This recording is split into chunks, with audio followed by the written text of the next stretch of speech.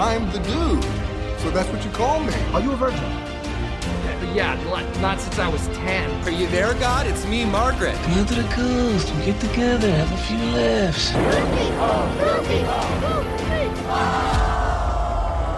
Gentlemen, you can't fight in here. This is the war room. Can I return it if it doesn't fit? It always fits. Eventually. Welcome back to Movie Mingle. I'm Caveman. And I'm Maggie. And today we are doing our July bonus episode, finally. Yeah. At the very end of the month. We saw this movie almost 3 weeks ago. Yeah, we did. And now we're finally recording it. We've been enjoying our time. We've been busy. We've been very busy. We've been so busy. But today for the July bonus, we are talking about Jaws from 1975. Telegram. You're just a shark, aren't you? Candygram. What was that from? Early Saturday Night Live. They would have like somebody, like a woman in the apartment, and then when she opened the door, the Jaws would come the shark would eat her. Yeah. I remember those. I just don't remember the lines. I don't either. They just literally popped into my head as soon as I was sitting here. I was just like, oh yeah, Larry Newman. What an amazing. Anyways. Well, Jaws from 1975 was directed by Steven Spielberg, a very young Steven Spielberg. Oh, baby Spielberg. He made this movie when he was 28, actually maybe even 27 when they were filming. It was his second major motion picture. According to IMDb and I think the documentary we watched, I think Sugarland Express is considered his first. When he has a bunch of shorts that he had done before.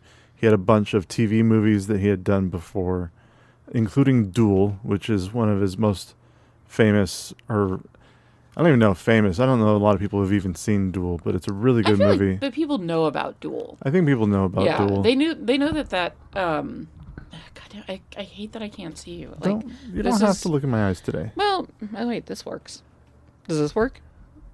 It'll work whatever you want to do. I mean, you can still hear me pretty well. I can, actually. Okay. Probably even better. A little bit, yeah. I feel like people know what Duel is because there's at least enough discourse around it in film nerd communities that, film nerds know Duel. But I've never actually seen Duel. I just know about it. And I know that, like, the Green Goblin plays a part. Isn't he? The Green Goblin. Doesn't one of the trucks or the truck look like the Green Goblin? That's from that terrible Stephen King movie. Oh, where all the machines and cars and everything come to life. You're right. Well, okay, Stephen King, Steven Spielberg, I believe Killer it was, Cars. It's just look up Stephen King directed films because he directed it, and it's absolutely terrible. There's a scene where a soda machine. Maximum Overdrive. There's a part where a machine shoots cans at a guy's crotch. Literally, the first image is of the truck, and it looks just like the Green Goblin. Yeah. Yeah. What year was that? That was 1986. It was his first and only attempt at directing. Thank God.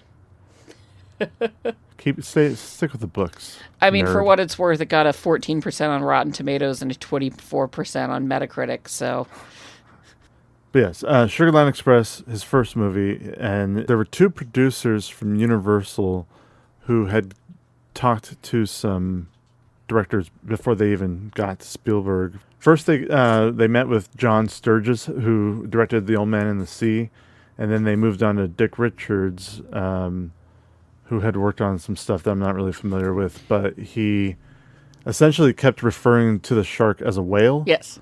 And they got tired of that, and they dropped him from the project. To be fair, this movie also could have been called The Old Man and the Sea. Yeah, for sure. Or the prequel to this, where you follow the slightly younger, older man in the sea. And I mean, once after Jaws, it was just a constant. The guy put out a hit after a hit after hit.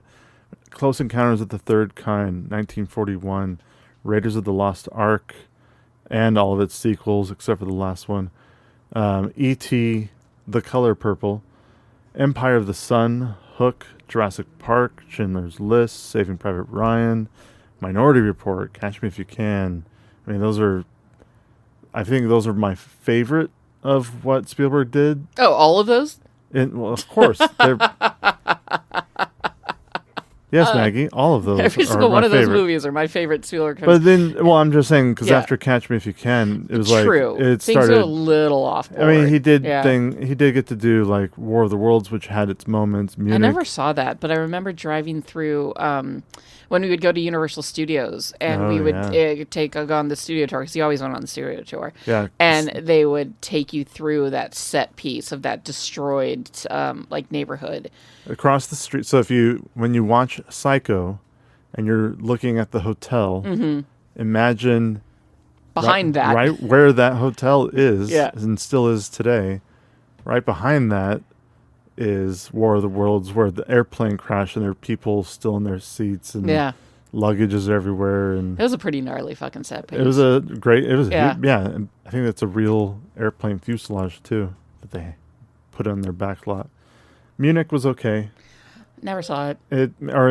I might need to watch it a second time, but Yeah, that movie it looked was a like it was a pretty- Bummersville. it was a and pretty intense movie. I think at that point, I But- felt like I didn't have to watch every single Spielberg Makes a movies. lot of intense movies. Yeah, I mean, I have never seen Schindler's List, and it's not for a lack of trying. It is actually. I will not watch it. It's one of those films I'm just like, oh, that looks like I'm gonna cry the whole time. I haven't seen The Fabelmans, which is my most recent one. I thought that West Side Story was I didn't even finish it. I didn't we even didn't. finish West Side No, we Story. It didn't. was a snooze. I didn't watch Ready Player One or the Ready BFG, Player One, there are parts Bridge of of that Spies. movie that I really like. I will say that Lincoln I know you like Lincoln. is a great fucking movie. Yeah, I like Lincoln a lot. War Horse, I'm still angry about. Emotional manipulation. The emotional manipulation. Obviously, I would probably say, gun to my head, my favorite Spielberg movie is Jurassic Park. It is flawless. It would be followed very closely by Indiana Jones and the Last Crusade.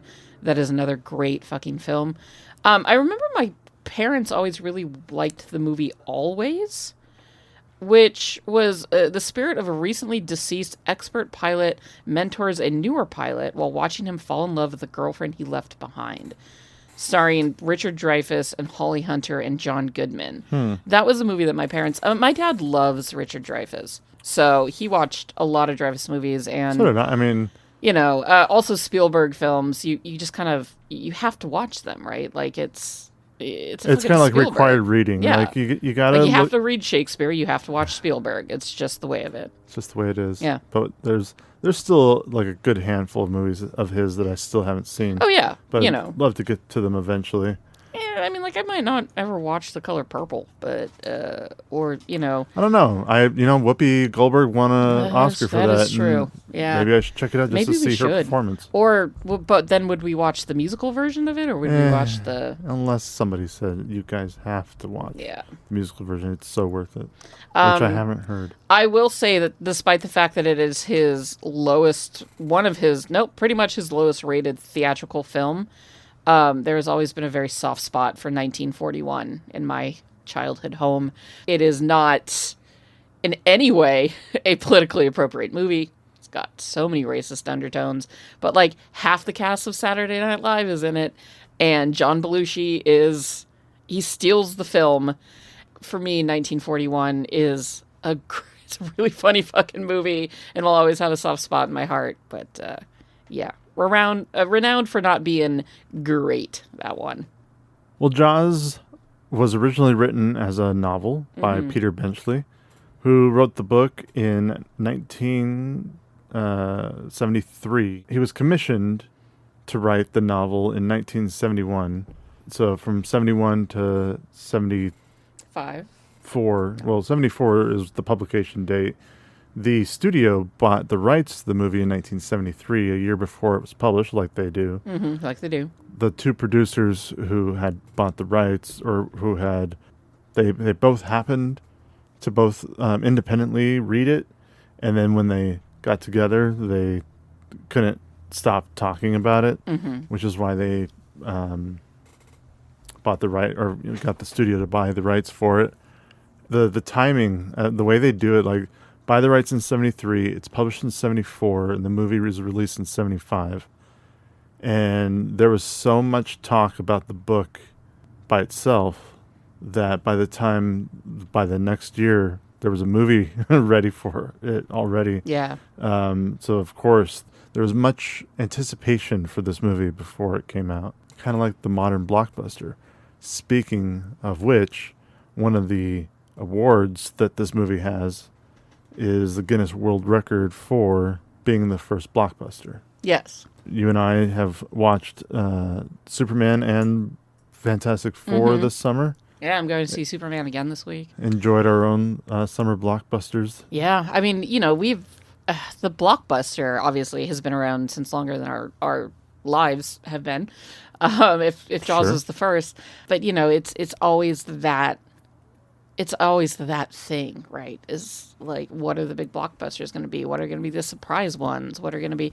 And I do kind of love that it all started with Jaws. You know? Like, well, and it's kind of a bummer that we don't really have a physical blockbuster anymore. that is true. Yeah. Due to tickets being sold online and assigned seating.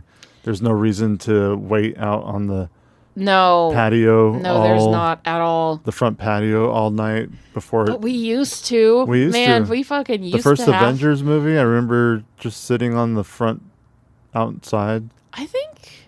With a Well, bunch. no, the last movie I genuinely remember like lining up for and waiting for was The Last Jedi. That's the last time I've got a very vivid memory of like standing in line for a couple hours before the movie started. Wasn't that because The Last Jedi? The Last Jedi, yeah. In 2017?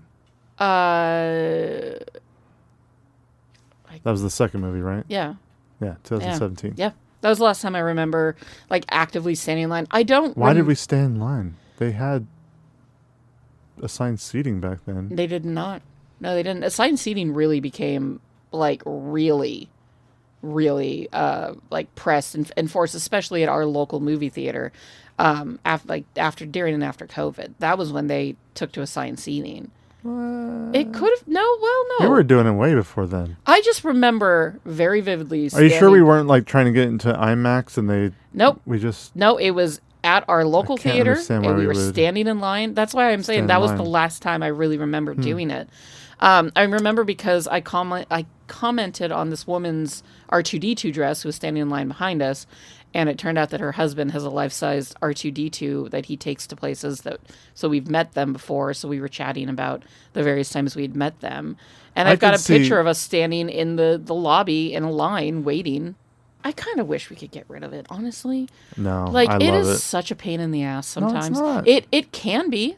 Well, yeah, if there's a jerk in the theater Yeah. who doesn't adhere to the assigned seating. But then it's just like, okay, so if somebody's in your seat, then you just move to somewhere else. Sure, And if if you're it's in an- somebody's seats, then if it's an empty, old school if free it's for a all. if it's a empty theater, Yeah. sure. But if you're going to like some really big event where it's just packed house, Well, that's obviously one thing. I don't know. I Like, adhere to the assigned seating. I don't know. if we're Tape going to see adheres to to the table, sure. Yeah. Why not? However you want to put it. I like being able to just show up that is nice. like right on time or 5 Yeah. minutes late. I don't have to worry about not being able to get a good seat. I like sitting in the middle and not too far in the front, but not too far in the back. I don't know. The middle of the middle. Oh, I don't know. I guess for going to see, especially going to see brand new blockbusters is one thing. Obviously, having just gone and seen Fantastic Four, of course, we had our assigned seating. What I appreciate is when people build buffer seats into assigned seating, because like there's never obviously. Although I'm convinced that somebody bought a buffer seat for themselves at the Kevin Smith screening that we went to when we went to see Dogma, because there was a seat next to us that was open that the woman kept her purse in. that was That's a lot of money. That's a just $50 buffer seat. $50 Yeah, seat but for your purse. supposedly the show was sold out, so that doesn't make much sense to me that there was a prime. I could understand if somebody just like ended up not being able to make it, and they also probably don't give refunds or try to resell it. Yeah, but then I appreciate, like, when we went to see Fantastic Four, I built in a buffer seat next to us, and then I think the couple on the other side of us did as well, because I ended up having free seat between me and the woman that was on the other side of me. I don't like sitting in crowded movie theaters anymore. And I realize that, with the exception of, like, seeing Pride and Prejudice for one night only, or seeing a Kevin Smith, Q&A when we go see Airplane, obviously those are going to be packed theaters, and you're going to be squished in there with strangers, and it's going to be hot and sweaty. Like, honestly, anymore, like, a packed theater just makes me, I don't know, it gets too hot and too little. Yeah. COVID has changed the way I view crowds too, so sometimes I get really nervous when there's a lot of people around me, or like a stranger touching my arm, and I'm like, please stop. But, it's just a part of life. We have definitely seen our fair share of blockbusters, and we have definitely, we have stood in the lines to get to see. I mean, I remember standing in a line for like 4 hours to go in to see The Attack of the Clones, wrapped around the outside of that theater in Mariposa. That one. The Matrix, Lord of the Rings, Fellowship of the Ring. Oh, yeah. Those all had big lines. Huge lines. And you just, I remember getting to the theater like 7 hours early to go see Superman on IMAX. Tobey Maguire's Spider-Man was a massive line. Yeah. I saw Watchmen, I remember a big line for. So, I've got very vivid memories of time spent just waiting in line so you could get good seats. Yeah, you get there hours before. Yeah. Sometimes. I mean, I think we spent like 7 hours waiting for Watchmen. Not Avengers. Avengers wasn't that terrible, but Watchmen, absolutely. We waited for like 7 hours inside of the theater, just sitting on the ground. Yeah. Just waiting. Yeah. And that used to be the way. And I don't miss that, and per se. Smartphones also weren't. No, they were not. No, so you just had to bring a book. Yeah, I remember bringing books. Yeah. And, like taking a nap on the floor. Yeah. Mm-hmm. Been there. Oh, the good old days. For those reasons, yes, I'm glad that sign seating is a major thing. Makes me happy. I just, when you're going to see a movie on a random Tuesday morning and you're going to be one of 3 people in the theater, like, does it really matter? I know, but who's the asshole who just took my seat? So when Peter Benchley sold the book rights in 1973, he sold them for $175,000, which today would be about $1.2 million. That's low, but sure. For what Jaws eventually what Jaws became, yes, that is low. But man, what a great paycheck for writing a book. Yeah. The screenplay was written by Carl Gottlieb. He has worked on 42 projects as a writer since the late 60s until the late 90s. He wrote Jaws 2 and Jaws 3D. He also wrote The Jerk and 52 episodes of the Smothers Brothers Comedy Hour. Oh, all right. Music. Boy, the music. John Williams, of course, did the music for Jaws. John Williams has been nominated for an Oscar 54 times. God damn, good for him. Good for him. Yeah. Great. John Williams is a musical genius, and we all love him, and we all grew up to the sounds of his music, even if it was the same sounds recycled into different ways. Oh, sure. That's something you'll learn later There are some movies that you watch, you're just like, that sounds like this other John Williams Is that soundtrack. Harry Potter, Indiana Jones, or Jurassic Park? It could be any of them. It could be. Yeah. Like this little melody right here. Yeah. I swear it's from Jurassic Park. But to be fair, I feel like the man has earned it, especially in his later life, to just recycle his own shit. So. Well, speaking of recycled shit, but not really shit. The Jaws theme alone was inspired by a much earlier classical piece that I don't even remember who the composer was. No, there is a composer that if you listen to his music, you're like, oh shit. Like, now I know where John Williams got a Yeah. lot of his influence and sounds from. If that composer is alive, you think he'd try to sue him? oh, absolutely. Of the 54 times that John Williams was nominated for an Oscar, he won 5. He won those 5 Oscars for Schindler's List, E.T., Star Wars A New Hope, Jaws, and Fiddler on the Roof.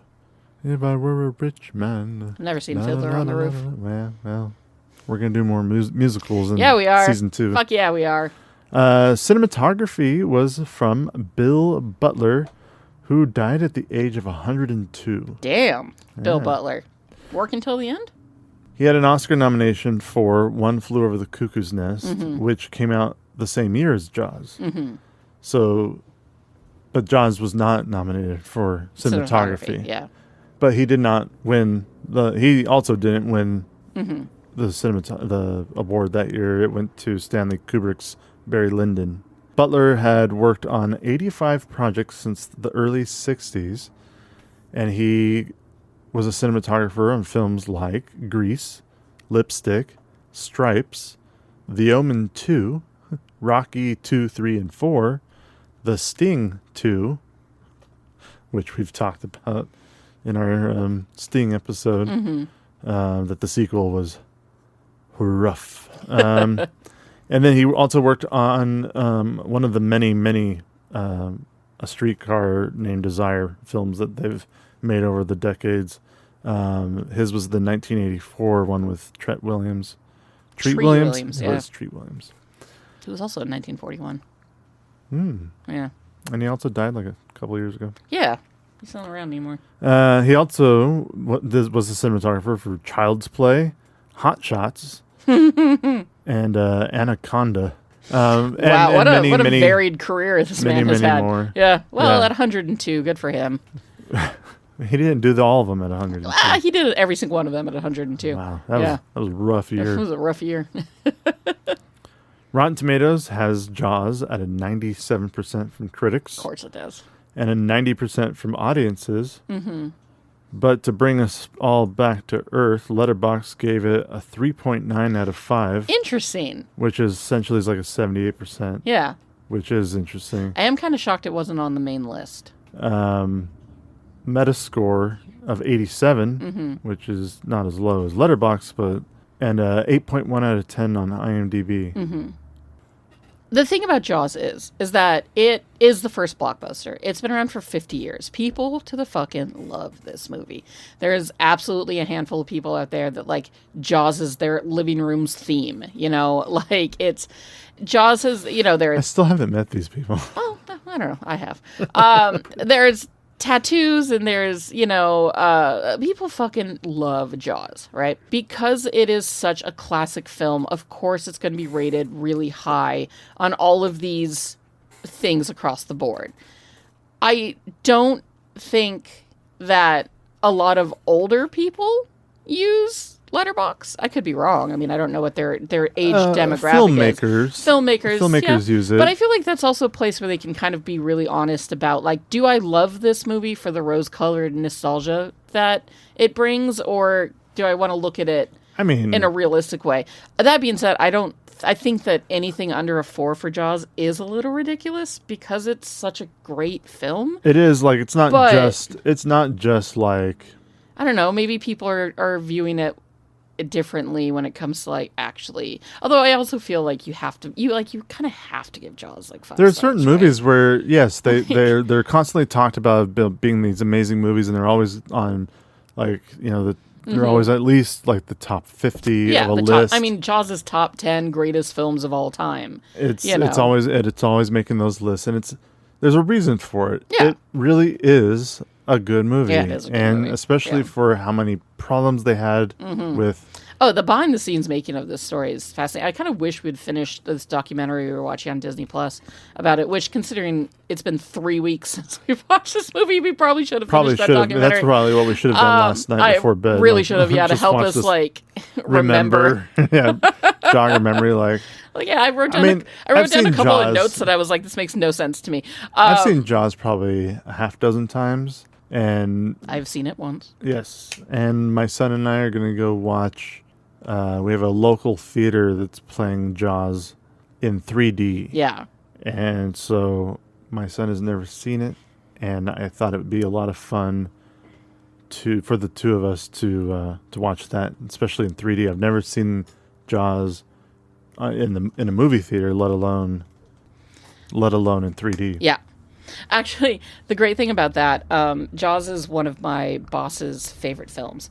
And I tend to remember little things about people.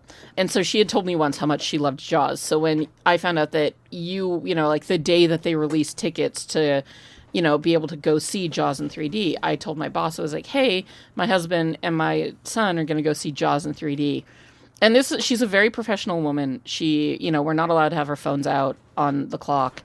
And she immediately was like, what? And I was like, yeah, they're going on this particular date. They're going to go see Jaws in 3D. Caveman got the tickets today.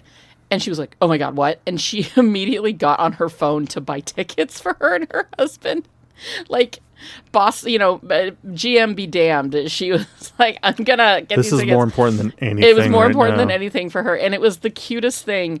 That I've seen her nerdy a couple of times, but I've never seen her this nerdy. Like, she loves The Thing. That is one of her favorite films. She says it's one of her comfort movies, which I think is wacky, but actually having seen it, I respect. But yeah, like seeing her like nerd out about Jaws and being able to, because she's never seen Jaws in the theater. She's never had the chance, so she's so excited to go see this movie, and I'm really excited for her. And coincidentally, it happens on her husband's birthday, and he's super excited too. So I love that for her. And she just kept being like, thank you, Maggie, thank you for telling me about that. And I was like, I got you, girl. Like, anytime. You're amazing. Go have fun seeing this movie that you love so much on the big screen. Like, I'm almost more excited for her to see it on the big screen than I am for you and our child. I'm excited for our child to see it. But, you've seen it a few times, so it'll be fine. Like, I'm really excited that she gets to go see it because she loves it so much. It was like me getting to go see Pride and Prejudice on the big screen. Like, I was just so excited. Well, that brought the average, by the way, to 87%. Yeah. But I also blame Letterboxd for lowering that average so much. That is weird. Again, going back to it is weird that people felt the need to be brutally honest about their Jaws opinions on Letterboxd. Because again, like, it's a movie where you begrudgingly give it, the highest score you can, because if you don't, people are like, what the fuck? I was worried going into this movie that I wouldn't like it. And then I would have to live the rest of my life being like, I don't really like Jaws, and having everybody be like, what the fuck? So I am glad that I thoroughly enjoy this film, but you kind of can't not enjoy this film. Because, yes, it's classic, and yes, you're forced by the social gun to your head to enjoy it, but also it's just a really good film. It's a really good film. Like, I was like, people. It's directed well. No. It's no. I totally respect that. I genuinely was like, what if I don't like this and people are going to just lynch me forever? But the reality is that it is a very good film. There's a reason why people still love it. It's not a bad movie at all. Of the two sites that I used to find like the money, there was a dispute between the two. One said this movie was made for $7 million. Yeah. The other one said it was made for 12. And so I'm wondering if one's inflation, maybe. No, not. I don't think inflation. $7 million would be a lot more today. A lot more. Yeah, it would be. It'd be a lot more than 12. But it might have, the 12 million might have been if you include advertising. Fair, yeah. Because they usually say ballpark double, but it made $274 million domestically. Yeah, it did. That is so much for 1975. You know what $274 million in 1975 for 2025's money? What? $1.4 billion. Wow. Wow. Yeah, I'm sure that's what they said when it made that much. And then it got another 211 million internationally, and 19 million eventually on home media once home media was available. Jaws fucking made money. That's a total of $504 million, $500 million, and that's in 1975. Some of this money might include, I think they add it every time it's re-released in theaters. Yeah. So this Jaws showing that I'm seeing will probably add to that total. Jaws did win 3 Oscars. And one was for sound, another one for editing, and then, of course, John Williams' music. John Williams not only got the Oscar for the music, but he also got the BAFTA, the Golden Globe, and a Grammy. All for... Yeah. Dun, I mean, they talk about it in the documentaries, and the lore. It's like the lore behind the making of this movie is well known, and there's been countless. Oh my God, Robin! There've been countless documentaries on it, and there's been. I keep hitting buttons because I'm scratching him, and then he keeps How does he hit a button? Well, I'm hitting the button. Because of my arms tapping the thing. So the lore behind the making of this film is pretty it's pretty well known. Obviously, the shark didn't work, and it was so over budget, and it was so over schedule, and blah fucking blah blah blah. Right? It was there was every reason for this film to not work. Right? And there's always that story about John Williams bringing Spielberg into a studio or the room, whatever, and being like, here's the theme, and just playing the da-dun On the piano. Yeah. And, Spielberg being like, you sure, buddy? Okay. There's so much lore behind the making of this film that somebody could probably make a movie about the making of Jaws. Kind of like they did, sort of, for with The Godfather. Yeah.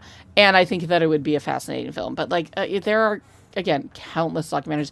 I didn't actually finish reading all of the IMDb trivia on Jaws. Oh, I'm sure there's so much. There's so much. Yeah. There's just, it doesn't stop going. And at a certain point, you're just like, oh, all right, well, fuck. I can't do anything about this. Just like how I can't do anything about the fact that our cat is right on top of my computer, just insistent that... It's his favorite spot. It's his favorite spot. The only Best Picture win Jaws got was from the People's Choice Awards. That's fair. I mean, again, it was the biggest movie of that fucking year. One Flew Over the Cuckoo's Nest is the movie that won that year. That is, I haven't seen that movie since I was a teenager, but it's a good fucking film. Jack Nicholson is insane in that movie. Cuckoo's Nest is understandably the better of the two films. I've never seen Cuckoo's Nest. Well, I know. How many movies are we adding to this season 2 list? Well, we got to nail that list down first. Yeah, we do. We'll see. We'll see how big it is. All right. You ready to talk about this cast? Yeah, let's get into it. Well, first we have Roy Scheider. I really only know him from Jaws. I know he's been in dozens of films. He's been in tons of things. Yeah, dozens of films for a very long career. Yeah, it's funny because I know him from just being an old 70s actor, so I've seen him and stuff. But as I'm going through his list of films, I'm like, oh, I haven't seen that, and I haven't seen that, and I haven't seen that. God, do I just know him because of Jaws, even though I'd never seen Jaws up until this point? I just knew his face. Tell you one thing, though. Kind of hot. I get it.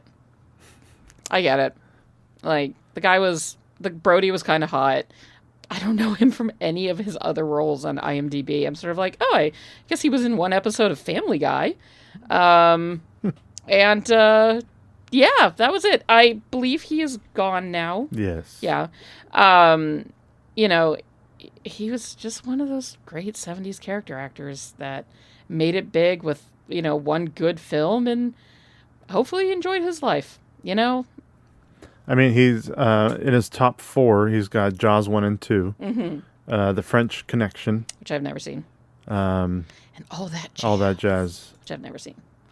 So I've never seen All That Jazz, but I have seen The French Connection because there was a time where I was just like, I need to watch. I just need to start watching a lot of Gene Hackman movies. Yeah. And I mean, it's been a while since I've seen French Connection, but it's a really good movie. Yeah, 7.7 on IMDb. That's fairly highly rated. Oh yeah, especially for IMDb. Next, we've got Robert Shaw, who Famous drunk. plays Quint. Robert Shaw. Famous drunk Robert Shaw. I mean, I feel like that's what everybody automatically says about him, right? Is like, God, that guy and his drinking problem. I mean, you remember him in The Sting as the main bad guy, the guy that they did the whole. Did you just Not remember? literally not until you said it. As soon as you said it, I saw him in that suit, and I was like, oh yeah. It's his voice too. Like you can. I mean, you'd have to watch. I know you only saw Jaws once, and it was almost 3 weeks ago. Fucking, Robert Shaw chews the fat of this movie like there is no tomorrow. Oh like, man, especially when he's first introduced, and he's sitting there in the chair, just like whittling and fucking. He's just like, oh, you gotta need a bigger boat or whatever the fuck the line is. Like, it's chewing up. Yeah, like the man, like he knows what he's in for, and he's playing it in a very particular way. Again, famously drunk the entire time he was on set. Famously got into a lot of arguments with. I'm not saying Dreyfuss. I'm not condoning it, but I think it works for this character. It works for the character because yeah. I believe he's supposed to be like just an old drunk, weird drunk guy. Yeah, like there's fucking Quint again. So I mean, going on about sharks. What a weirdo. This guy is obsessed with sharks. Yeah, well, understandably.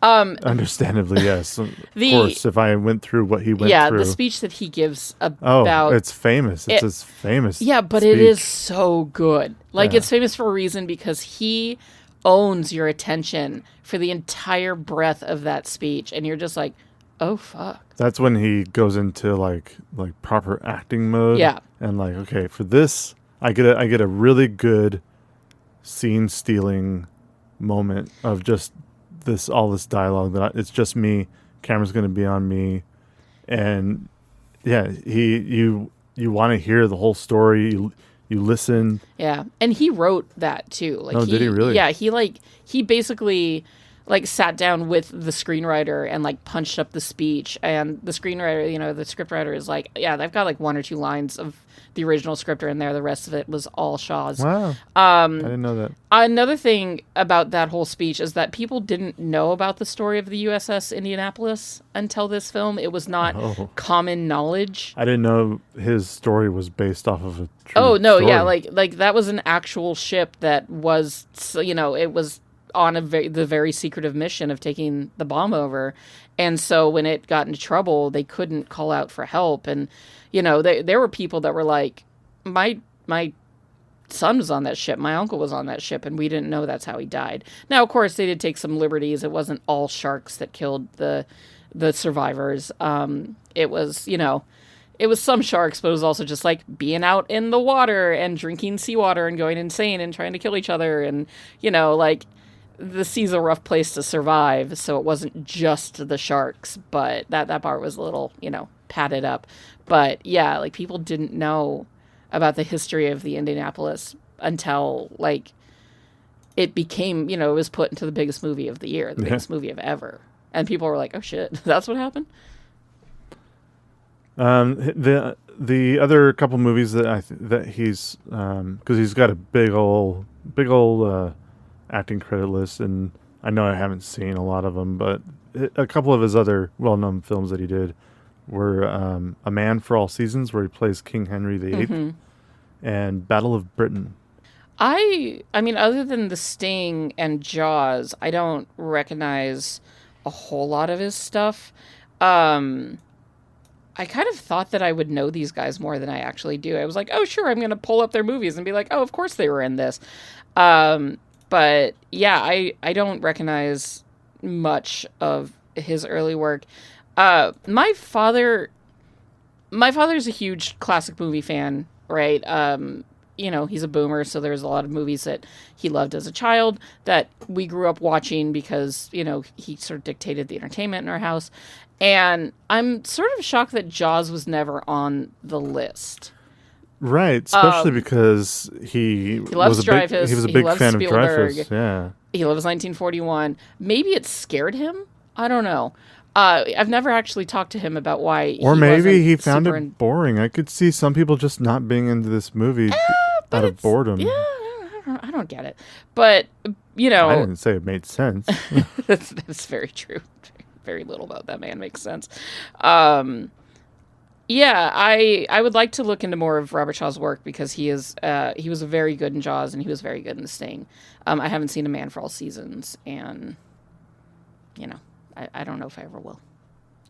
Well, next we've got Richard Dreyfuss. Speaking of... Richard Dreyfuss. Famous, massive asshole Richard Dreyfuss.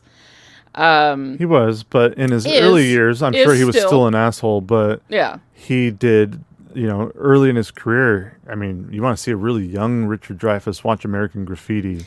Which I have seen once. I think that was his first film. Great movie. Yeah, it's a great movie. And I think that it should be another potential, you know, season 2 list. Sure. So my brother works at a very famous chain of grocery stores around the world, around the country, that everybody knows and loves for their Hawaiian nautical themes and cheap-ass frozen food. And he works at one down in deep Southern California, San Diego area, right on the beach, you know. And Richard Dreyfuss famously shopped at that store for a very long time. Well, growing up, we watched the movie Let It Ride, which nobody has ever seen, except for the people we have made watch it. It is one of, it is such an obscure little comedy about horse racing. But we watched it so much growing up that my entire family can quote the whole movie. And so Richard Dreyfuss comes through my brother's line, and my brother had always said, if he had the chance, he was going to say this to Richard Dreyfuss's face. So he says to him, "This is the $50 window. The $5 window is right over there," which is a line that Robbie Coltrane says to Richard Dreyfuss's character in that movie. I'd like one win ticket on the number 4 horse. This is the $50 window. The $5 window is just over there. Give me a win ticket on the number 4 horse, Charity, please. And Dreyfuss looked at him, completely deadpanned, scowled, and said nothing. Just let the whole moment, all of Travis's hope and everything just die then and there. And my brother's just like, okay, and just scanned over his groceries. Yeah, Dreyfuss famously, and that's just a personal story of somebody I know who has met him. Famously, you can find a lot of stories about Richard Dreyfuss just being a huge dick across the board. I don't think that matters much because he is an incredible actor. He has been in hundreds of things. Yeah, I mean, after Jaws, his most famous one that I knew him from early in his career, because I had seen Close Encounters of the Third Kind before I saw Jaws. Close Encounters is just probably because my parents didn't care, because nothing happens in Close Encounters. I've never seen it compared to Jaws. Wow. Oh, you know me in alien movies. I know, but it's harder to get me to watch an alien movie than it is. It's funny to get me to watch a shark movie. Because of course Spielberg and Lucas friends from the early days, and they both came out with sci-fi movies the same exact year, and obviously one did a little better than the other. Are you talking E.T.? Oh, Star Wars. Star Wars. But did Star Wars and Close Encounters come out in the same year? It's 1977, both of them. Did not know that. But Close Encounters of the Third Kind is still a really, really good movie. Oh, I mean, people talk about Close Encounters all the time. You can't see anything about that fucking devil's tree, the mountain that they go to. That is an actual mountain that exists in the world. When he built the mashed potatoes out of. Devil's Monument. This means something. But yeah, I people talk about that movie all the time. There is a film called Down and Out in Beverly Hills starring Richard Dreyfuss that, again, it was one of those movies that, because my dad loved Dreyfuss, we would watch all the time. It stars Richard Dreyfuss, Bette Midler, Nick Nolte, Little Richard. And it's about these really rich people in Beverly Hills that are just fucking miserable, and their life turns upside down when Nick Nolte, who's playing a homeless, bum. He's playing an unhoused gentleman, but a full homeless bum, comes crashing into their lives, and Bette Midler, the wife, decides to save him, and it drives Richard Dreyfuss absolutely crazy. And Little Richard is their flamboyant neighbor. It's really funny. It's a really weird movie. It came out in 1986 and was directed by Paul Morawski. A rich but troubled family find their lives altered by the arrival of a vagrant who tries to drown himself in their swimming pool. It's a weird film, but my dad fucking loved that movie, so we watched that a lot growing up. One of my, actually probably to this day, I think my favorite Richard Dreyfuss film is still What About Bob? I don't like What About Bob nearly as much as other people like What About Bob. Man, I had it on VHS. Yeah. And I watched it constantly because I loved... Why? I loved Bill Murray so much. Yeah, that's it. And I thought Richard Dreyfuss played just a really great, like, just watching him get closer and closer to a psychotic break, which he eventually does have, is so funny. Just because he's trying to be, from the beginning, he's trying to be so professional. Yeah. And but then Bob just keeps crossing the line. Yeah, the line keeps getting pushed and crossed. And it's hilarious to me. Again, one of those movies that was on all the time. I didn't enjoy it nearly as much. I think maybe I didn't like it as much because the Bill Murray character was a little more, like, he wasn't as, like, flamboyantly outward and fun and, like, bold and brass and funny as he was at, like, Ghostbusters, right?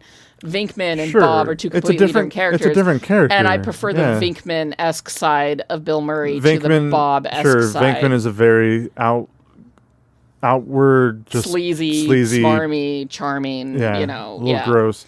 Whereas why Bob... is that my type? Bob... Well, there's two theories with Bob. Bob is either just legitimately unhinged, kind of crazy. Yeah. Or it was all a ploy to bring Dr. Leo Martin down and marry his sister. I do not remember this movie. There's a couple of theories that it was all a mastermind plan that this guy Bob planned out. I feel like everybody, when it comes to John Candy, everybody talks about Uncle Buck, right? Everybody fucking loves Uncle Buck. What a great movie it is. You like The Great Outdoors. I like The Great Outdoors. I find that to be the better John Candy role. I agree. But Great I also Outdoors haven't is seen the Uncle Buck in anyway. so long. But yeah, The Great Outdoors is the better movie, but it's kind of forgotten. For me, when it comes to Dreyfuss, like, everybody fucking loves What About Bob? And I'm over here like, have you heard of Let It Ride? It's a really funny movie.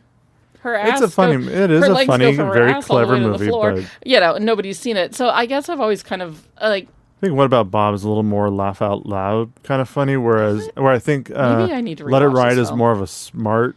Oh, Let It Ride is smartly so smart written and funny. comedy. It's so smart and so funny, and the cast. I mean, Terry Garr, who we just lost. What's her face with the high pitched voice from Family Guy? Jennifer Plays Tilly. Lois? Oh. No, Jennifer Tilly is in it, and she's just stunning. I can't see a bottle of wild turkey without quoting it. David Johansen from the Dresden Dolls, like, is great in it. Fucking Cheeseburger. Like, it's such a good movie, but nobody ever has seen it. I remember, like, I will say I saw Mr. Holland's Opus once when I was a child, probably when it came out on video. Oh man, after that was its one run. of my parents' favorite movies. I just found it boring. But I would probably, as a kid, in '95 I was 11, so I was just like, ugh.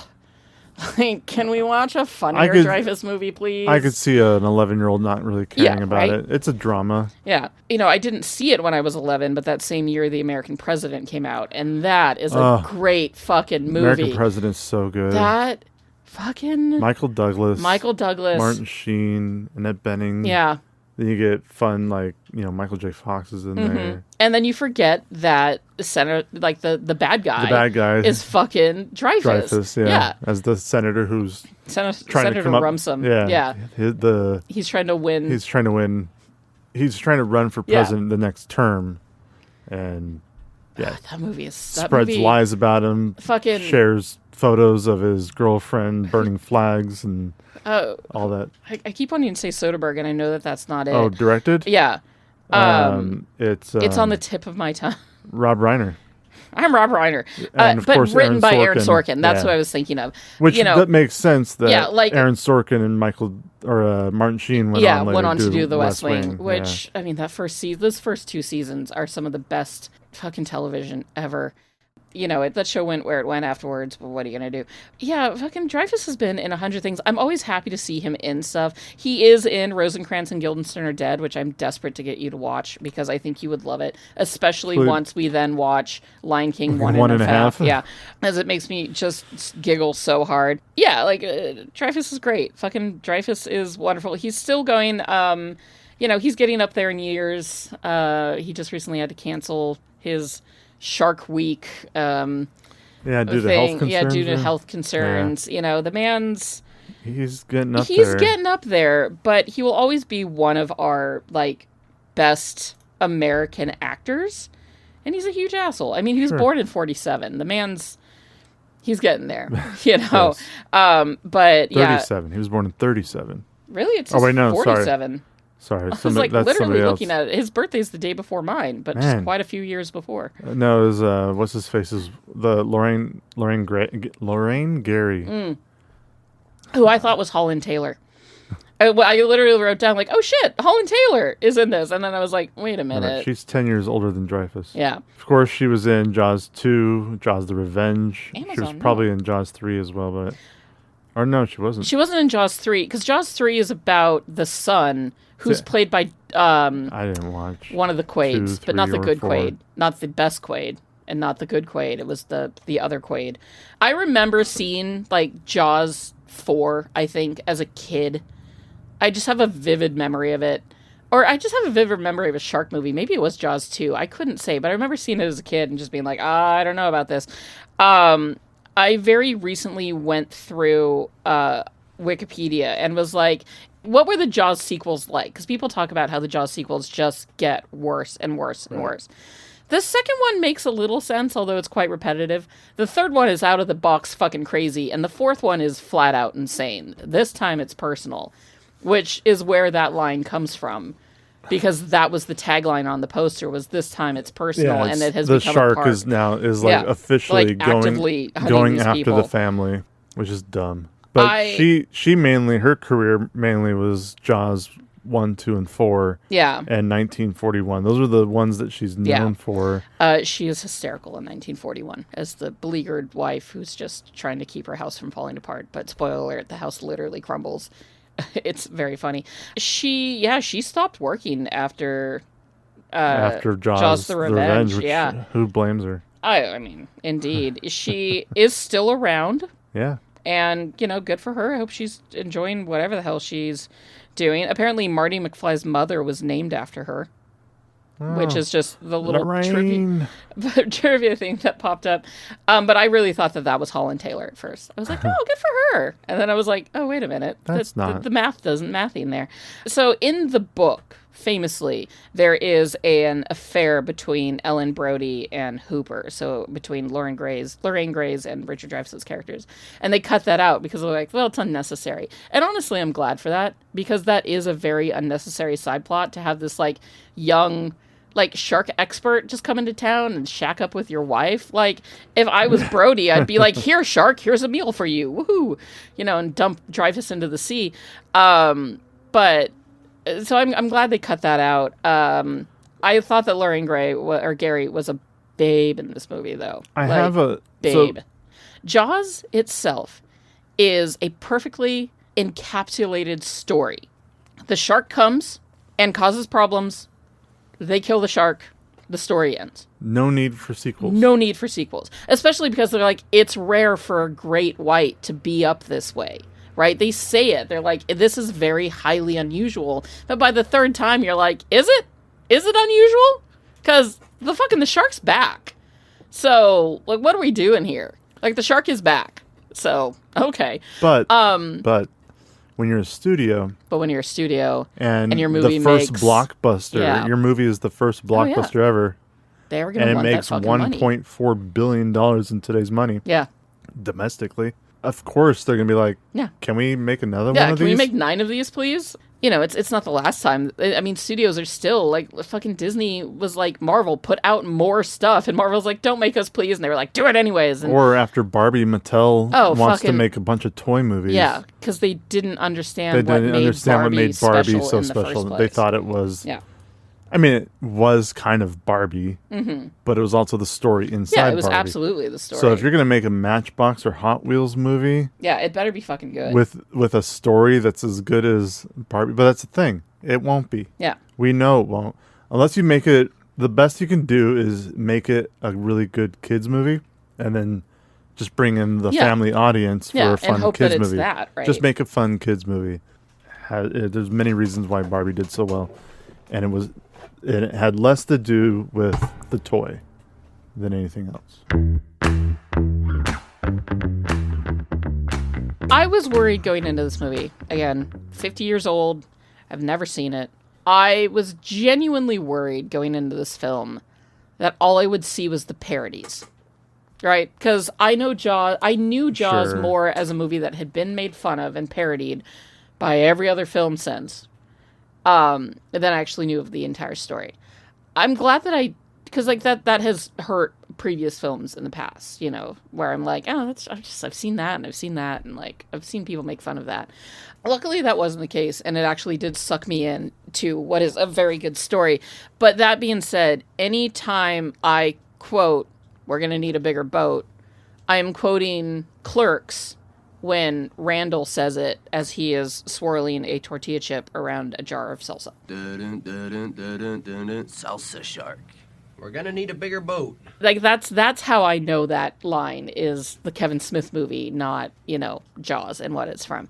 I was pleasantly shocked at how I was instantly sucked into this film and in all the characters. Because again, I don't know, maybe I was expecting to hate it. I don't know. I can't remember 3 weeks ago and what my frame of mind. I didn't want to watch it. I mean, you were like, all right, it's time for Jaws. And I was like, I don't want to, Smith. But it is a really good film. It's shocking how it's a parable of COVID, even though it happened so far before COVID.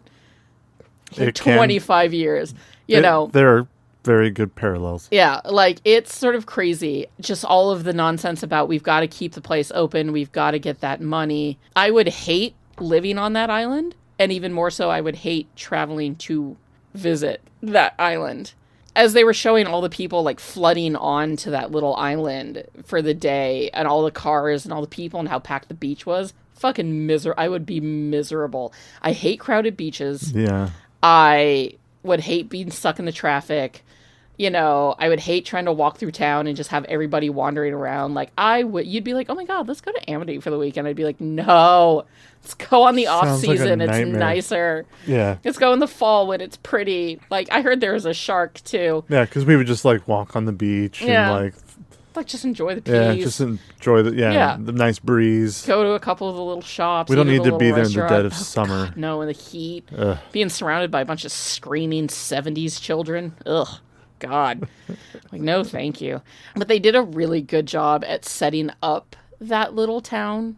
And, like, all the stakes and everything are just set up so well and so quickly. And I think that kind of leads to Spielberg's mastery at film, right?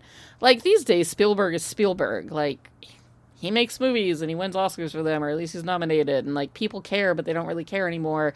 He was one of the biggest directors in the world, and he still is by all means, but he doesn't make the impact these days that like Nolan's making or Ari Aster is making, or Sure, fucking, he's Greta Gerwig or whatever. not necessarily taking a back seat. No, but he's earned his keep, and he's earned his ability to just kind of have some fun. and he still makes interesting movies. Like, it's not like he's completely. I mean, I wasn't going to watch The Fabelmans, were you? I'm not. I mean, never say never. Yeah. I mean, I did watch Megalopolis. You did. And You did watch I don't think Megalopolis. Spielberg has done that bad. No.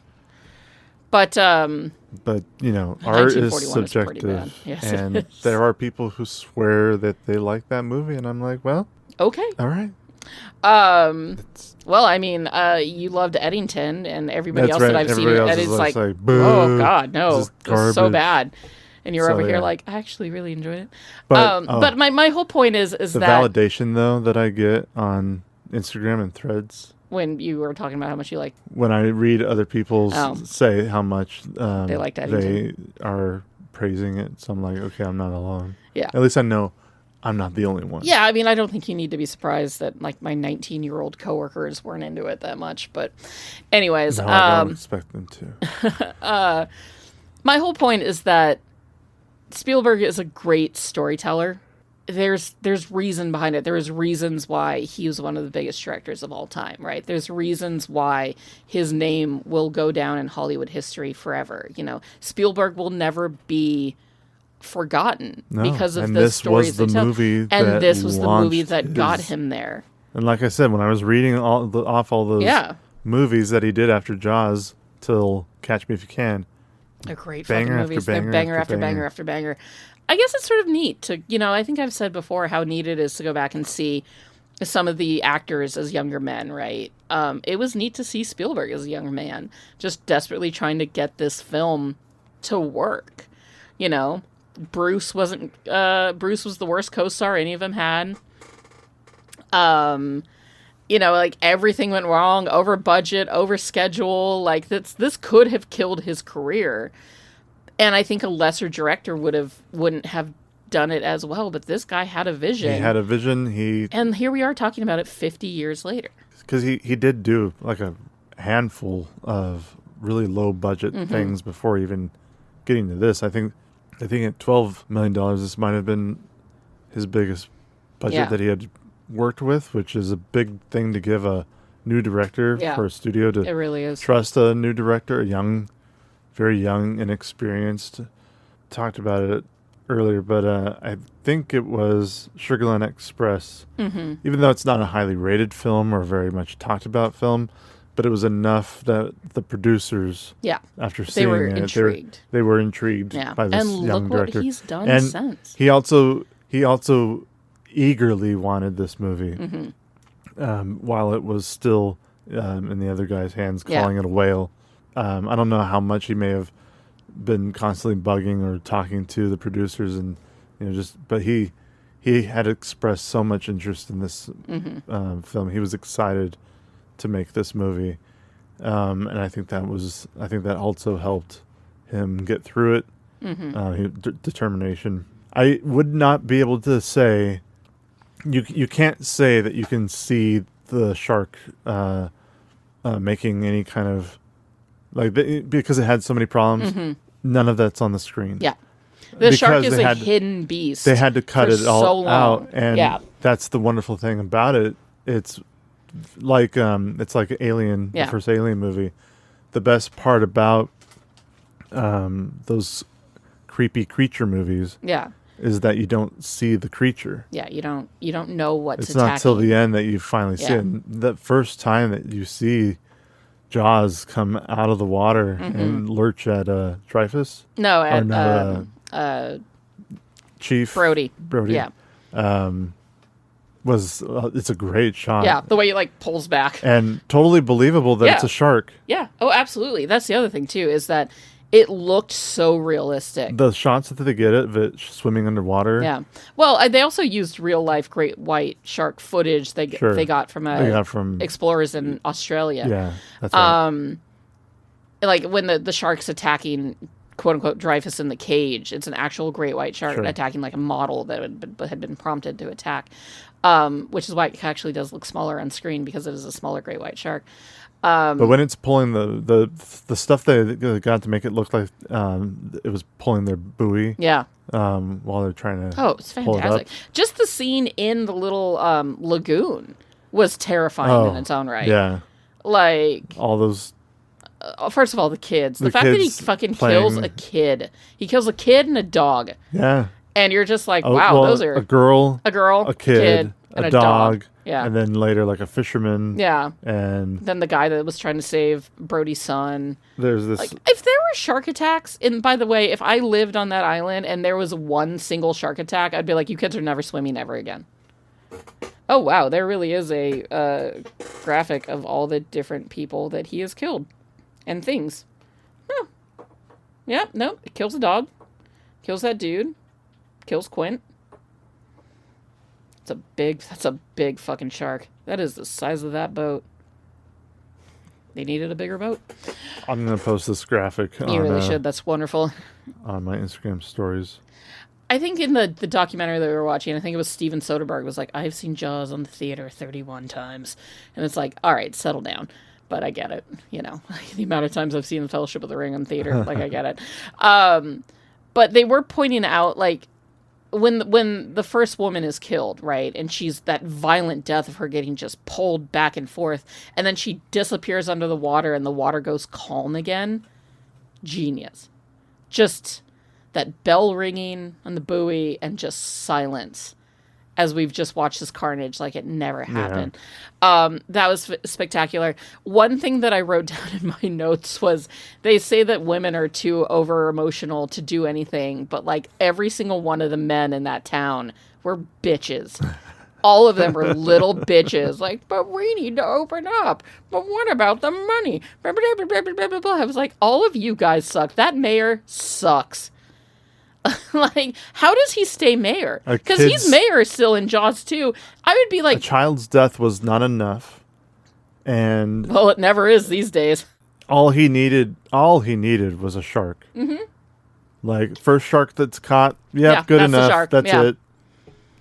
It's a big one. And Must the way be that, it. like, they even pressured the guy from the mortuary... to not say to be that like, it was a boating accident. Yeah, boating accident. Come on, guys. They convinced him. Yeah. Mm-hmm. And then I never understood why the mom of the little kid blames Brody for it. Because she slaps him and she yells at him and how dare you do this? My son's blood is on your hands. The mayor is standing right there. If I was Brody, I'd been like, this motherfucker made me do it. It was him. Like, Brody took it like a man, which I appreciated, but it was the fucking mayor's fault. And Brody took the slap across the face, which, by the way, she apparently slapped him several times in real life. One thing that I think is great is that they filmed this movie on Martha's Vineyard, and a lot of the background actors and small part actors and little characters are played by locals. Yeah.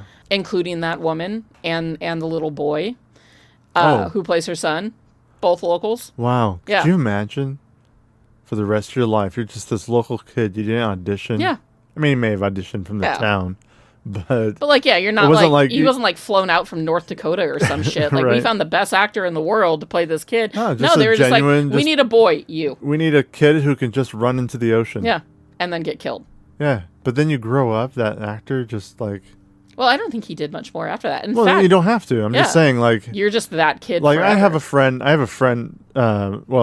have a old coworker who... You know, he's very proud of the fact that he got to be in a Super Bowl commercial when he was young. Yeah. And with Chevy Chase. Yeah. So he was in a commercial with Chevy Chase and he still talks about it?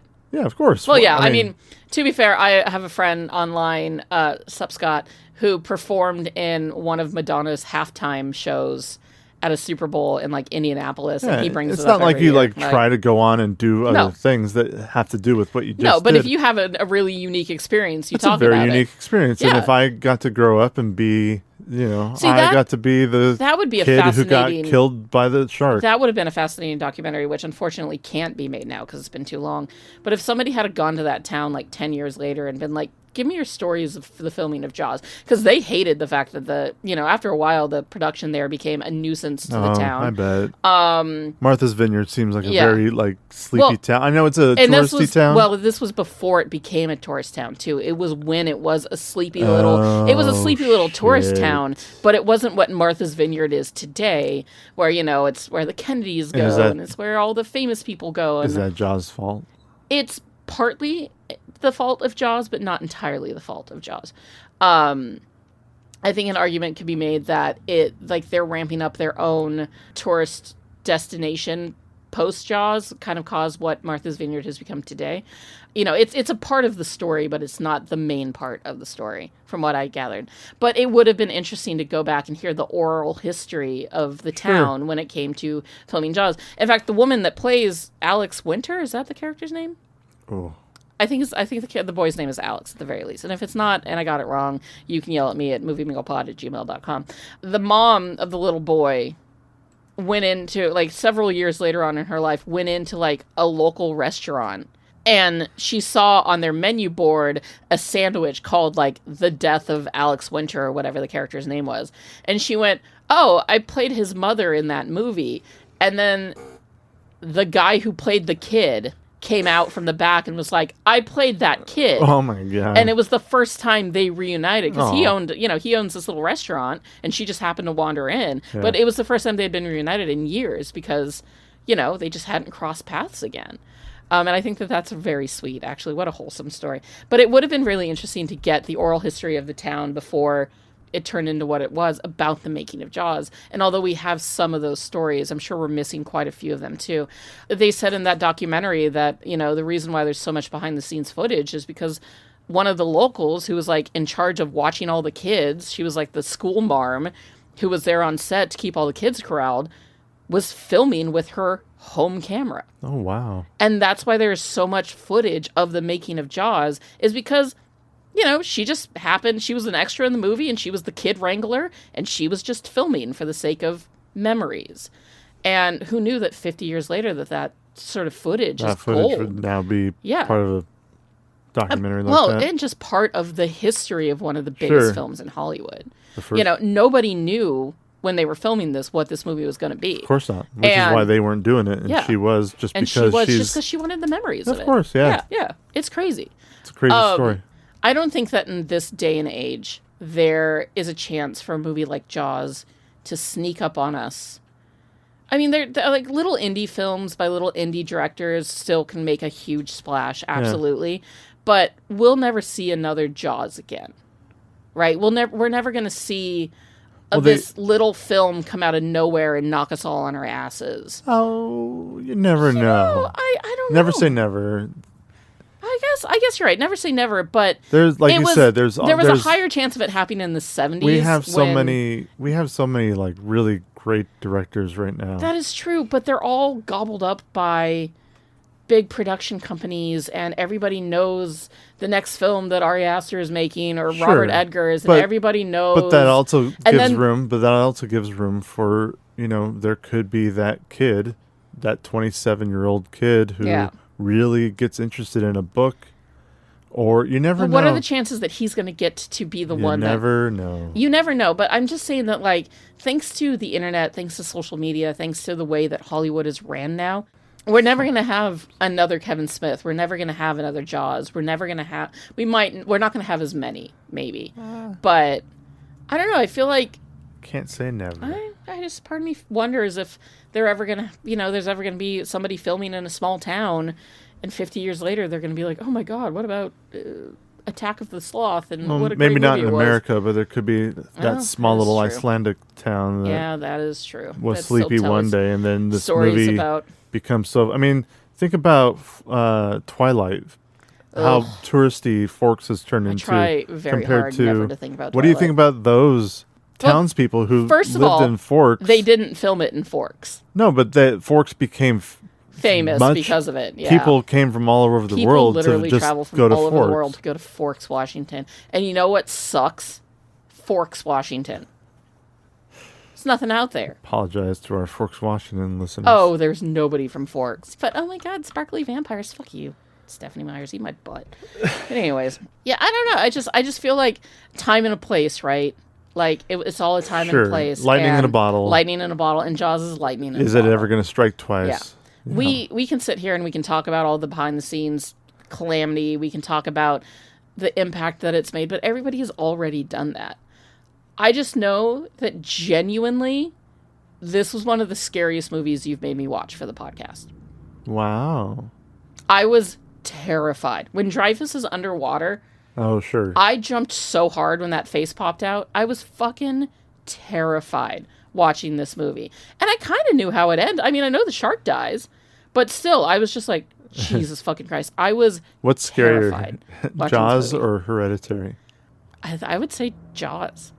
Yeah. Hereditary is scary in a different way, and it's gross, disturbing. And it's very disturbing. Yeah. But like The Thing and Jaws have made me more scared than like Hereditary and Nope and Get Out. Some of those older horror films that are just practical and minimalist. Yeah. Which is why I don't think I'll ever ask you to watch like Aliens or Alien 3 or any of the ones from there. But I really think you would enjoy Alien because of how much you have been growing in horror.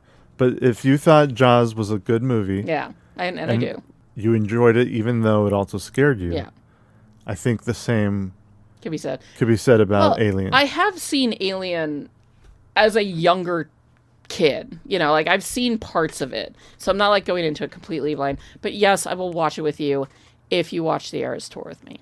All right, now that's like 5 or 6 movies. I know. For me. Well, no, it's not 5 or 6.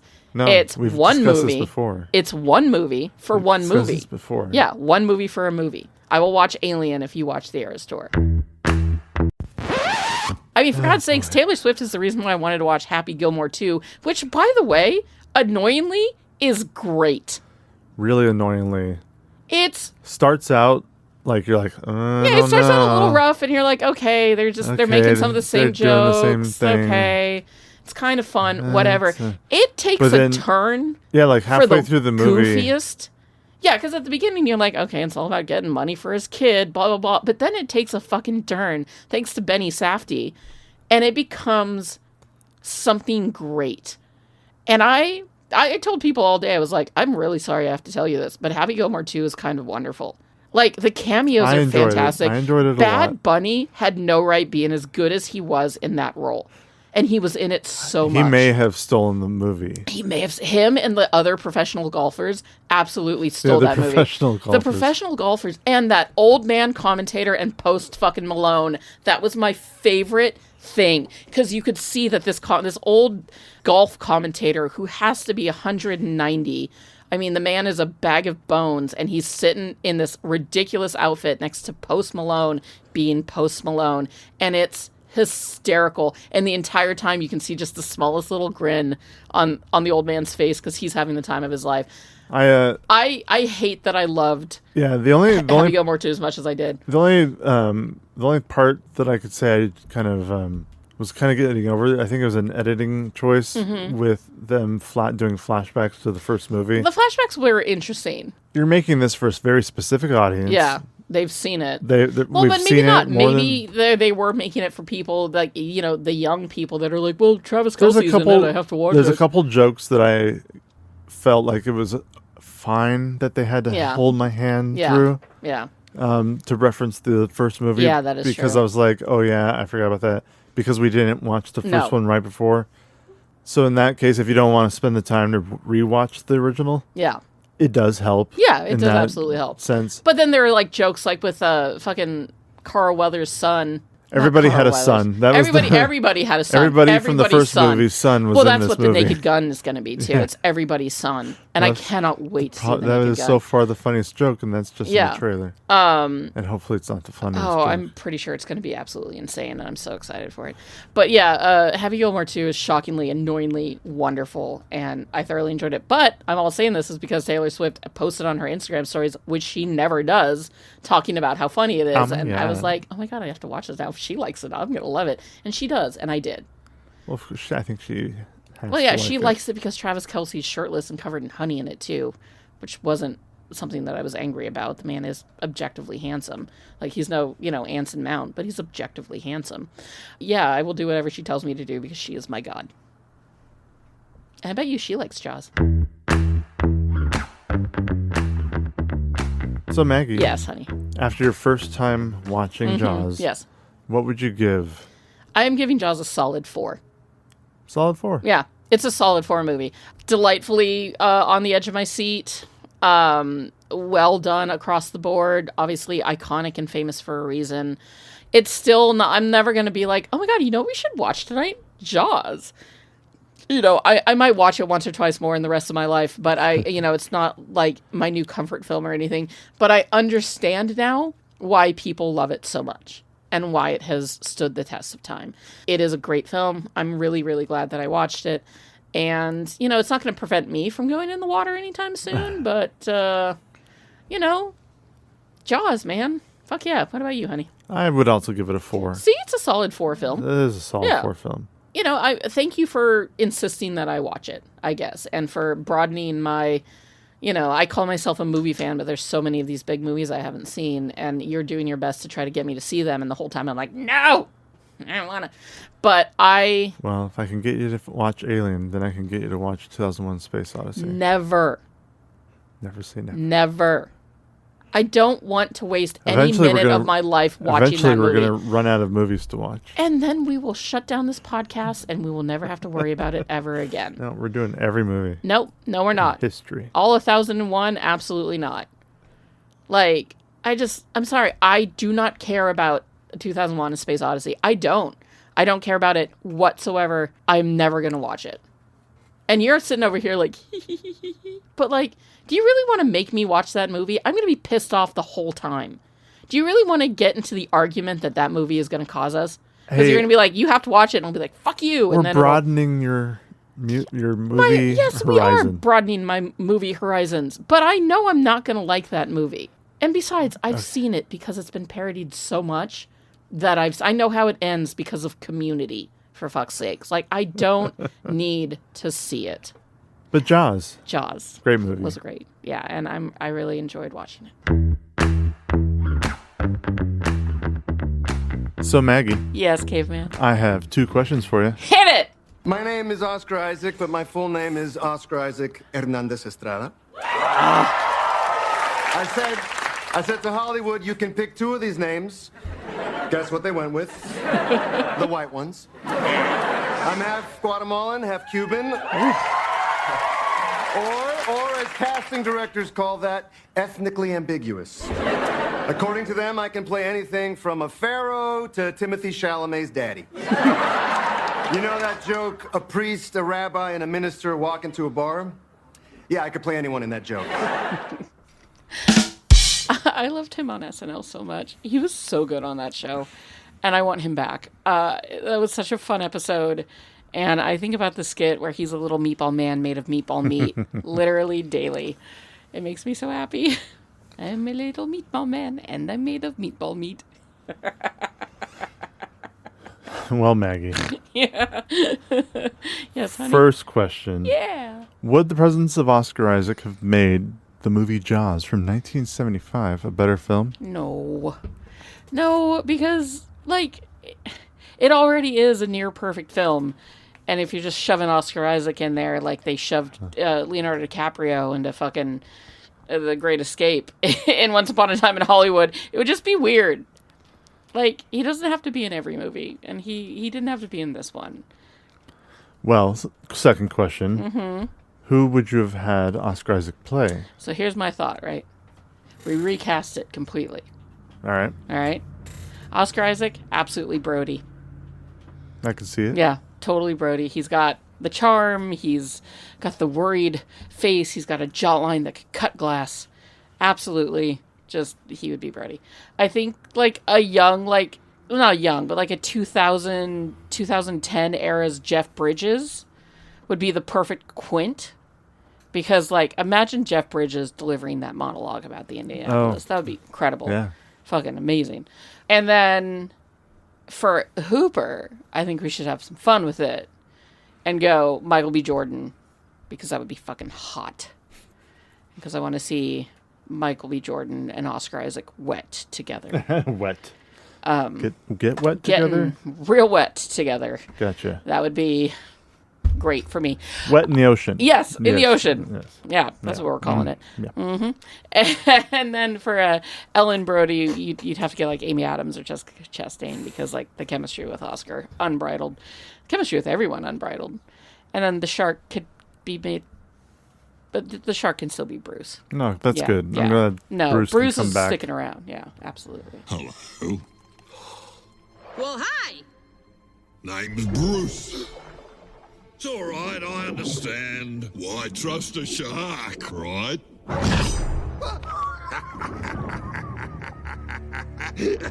But yeah, I mean, I don't want them to remake Jaws ever. That would be insane. No, that would be terrible. But I do want to watch Michael B. Jordan and Oscar Isaac get wet together. So Maybe they'll be in a movie together when they get wet. Waterworld 4, woo! Wait, there was a 2 and 3? Wasn't there at least a Waterworld 2? I have no idea. I guarantee you there's like a direct-to-DVD Just or like a Jaws, really I low only budget. watched the first one. Yeah, well, Waterworld 4, starring Oscar Isaac. And Michael B. Jordan. Yes, let's do it. Let's make it so, happen. Hollywood. All right, let's do it.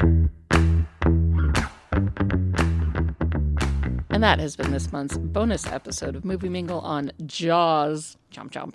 And we hope that you enjoyed it as much as we enjoyed bringing it to you. Of course, you know, our regularly slated episodes are down for a little while we take a break and figure out what season 2 is going to look like. But we will be back in August with a bonus episode on, honest to God, one of my favorite movies of all time. One of the greatest movies to ever come out of really any place, anywhere. The Indian modern classic RRR. This movie is beloved in our house. Our child loves it so much that he sat through a version of it on the big screen with subtitles and all and loved every second of it. This is a great film. If you haven't seen it, it is on Netflix. You should definitely give it a shot before we blow it so hard it's unimaginable. It's a great film. Cannot wait to watch it again. So look forward to that sometime in the month of August. And until then, you can always find out what we are up to on our socials, specifically Instagram and Threads at Movie Mingle Pod. You can find us on YouTube at Movie Mingle Podcast.